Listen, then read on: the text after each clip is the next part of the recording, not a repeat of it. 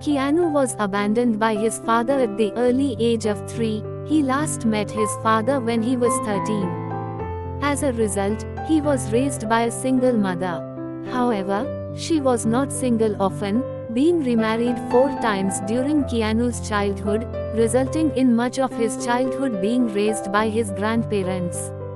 He struggled with schooling, due to constantly being moved from school to school, as well as having learning difficulties as a result of his dyslexia.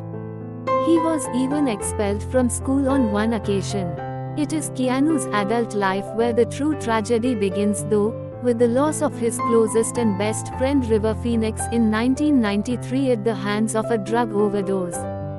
This was something that had left Keanu understandably devastated. This pain of loss would become all too familiar for Keanu when he lost his child in 2001 when it was born stillborn. This loss of his child was also something that would ultimately cost him his relationship with the love of his life Jennifer Sim. 18 months after their split he would find out she had been killed in a car accident. These are the moments that will have left Keanu with the most devastation. However, despite these being events that would dominate someone's future, Keanu did not allow this to happen. Keanu has managed to manage or completely overcome many of the setbacks he has faced in his life. He overcame his sporadic and inconsistent childhood to pursue his career in acting amongst other endeavors. He most notable starred in The Matrix in 1999 that became a game changer for both Keanu and movies in terms of defining genres and special effects.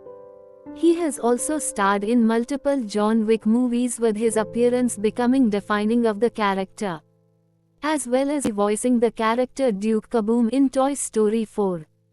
He has also had a major role in one of the most anticipated AAA video games of 2020 with his role in Cyberpunk 2077.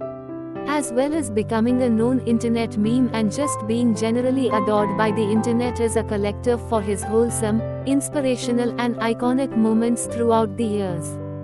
He has also funded leukemia hospitals and cancer foundations in general amongst other charitable organizations.